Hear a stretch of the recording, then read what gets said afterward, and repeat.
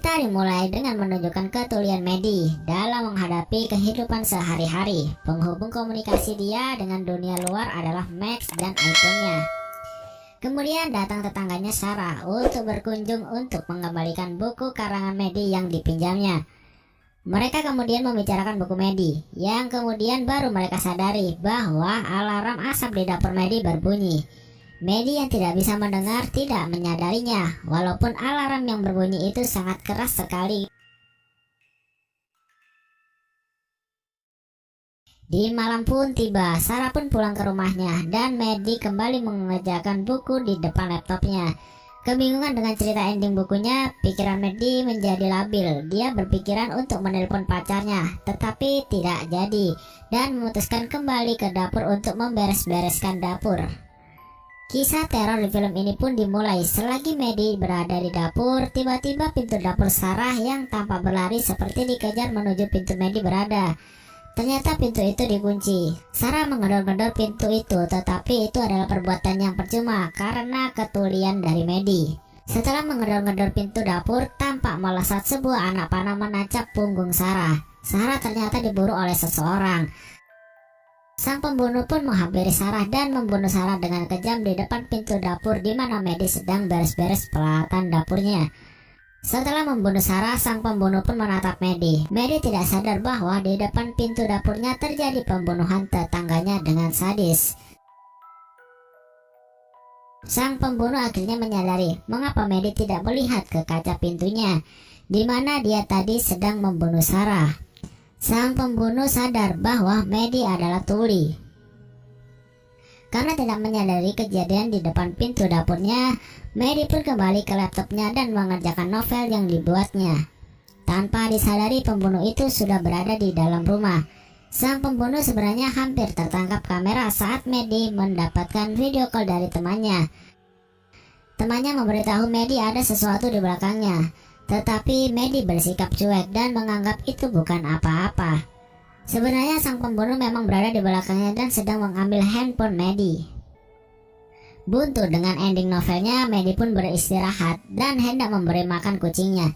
Sayangnya setelah mencari di seluruh rumahnya, kucingnya tidak ditemukan. Menyerah mencari kucingnya, Medi pun kembali mengerjakan novelnya. Tetapi baru saja dia membuka laptopnya, dia mendapat pesan gambar dari handphonenya. Kagetlah dia setelah melihat foto-foto yang dikirimkan dari HP-nya, yakni foto dirinya sendiri yang diambil dari jarak jauh pada saat dia sedang mengerjakan novelnya. Ketegangan film ini pun akhirnya dimulai. Medi menyadari bahwa ada seseorang di rumahnya. Dia pun segera berdiri, matanya berkeliling mencari, dan dia pun menemukan sang pembunuh yang sedang menatap dirinya dari luar sambil memegang HP-nya. Medi segera berlari menutup semua pintu-pintu rumahnya. Tapi tampaknya walau sang pembunuh menuju pintu ke pintu, dia terlihat belum memasuki rumah Medi. Medi segera mencoba menelpon polisi melalui laptopnya. Tapi sayang, sang pembunuh pun mematikan listrik di rumah dari luar.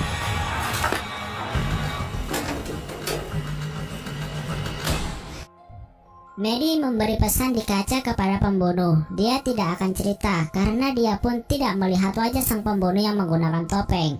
Tetapi ternyata sang pembunuh malah membuka topengnya dan memperlihatkan wajahnya kepada Medi. Dia menyuruh Medi membaca bibirnya. Dia mengatakan pada Medi bahwa ia bisa masuk kapan saja. Tapi dia tidak akan masuk dahulu sampai pada waktunya di saat Medi sudah mempunyai keinginan untuk mati. Setelah itu Medi mengambil pisau dan palu dan masuk ke kamarnya dan menutup pintunya dengan lemari. Tetapi di kaki jendela kamarnya, pembunuh menakuti Medi dengan membawa mayat Sarah dan mengetuk-ngetuk dengan tangan Sarah ke kaca. Medi yang panik harus menemukan cara agar keluar dari rumah itu. Ia ingat Sarah membawa HP, maka ia pun berusaha mengalihkan perhatian sang pembunuh dengan menyalakan alarm mobilnya. Tapi sayang, di saat Medi sempat menemukan HP Sarah, sang pembunuh datang kembali dan mengejar Medi. Untungnya Medi berhasil melukai tangan sang pembunuh kali ini. Usaha Medi untuk meninggalkan rumahnya yang kedua kalinya pun gagal. Dia hampir terpana oleh panah sang pembunuh saat dia hendak melarikan diri.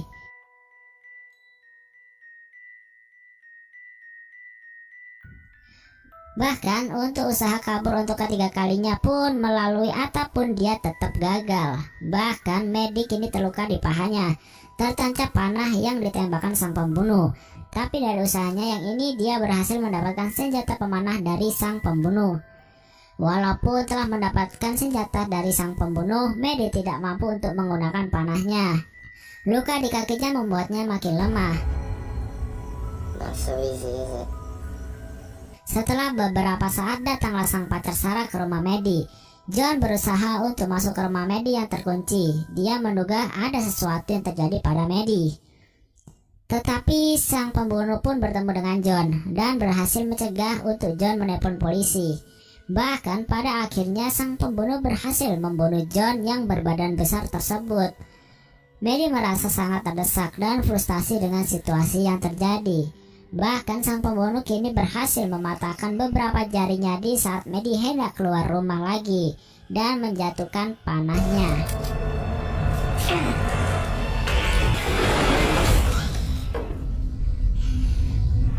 Pembunuh pun berkata, ini saatnya dia akan masuk ke rumah. Tetapi kali ini Medi sudah muak. Dia memutuskan untuk menghadapi sang pembunuh dan menantangnya untuk masuk dan membunuhnya. Setelah menantang sang pembunuh, Medi membuat kata-kata terakhir yang ditujukan kepada ayah dan ibunya di laptopnya. Kemudian Medi menuju kamar mandi dan menunggu sang pembunuh datang. Medi menatap pintu kamar mandi dengan pandangannya yang melemah karena banyak kehilangan darah. Tapi sang pembunuh ternyata tidak masuk lewat pintu depan, melainkan dari atap dan muncul di belakang Medi. Sang pembunuh berbicara kepada Medi di belakang. Tetapi hembusan nafas sang pembunuh pun terasa di Medi. Medi pun berbalik menusuk pembunuh di kakinya dan dia segera kabur dari ruangan dapur. Dengan pandangannya yang kabur, Medi berhasil menuju dapur, namun terjatuh di sana. Dia kini hanya bisa bersandar lemas menunggu sang pembunuh datang kembali kepadanya. Sang pembunuh yang tertatih-tatih pun datang untuk menghampirinya. Di saat pembunuh itu hendak tertunduk meraih Medi yang berduduk di lantai, Medi menyemprotkan cairan pembersih ke mata sang pembunuh.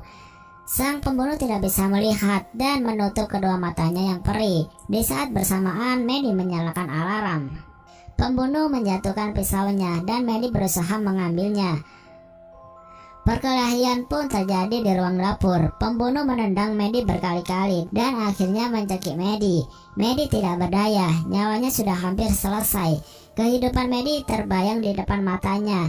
Tetapi di saat-saat akhir Medi kehilangan nafasnya, tangannya mampu meraih botol yang terbuat dari besi dan menancapkannya di leher sang pembunuh. Darah sang pembunuh pun muncrat dari leher yang bolong dan beberapa saat kemudian sang pembunuh pun akhirnya mati. Medi akhirnya telah memenangkan pertarungan hidup matinya dengan susah payah.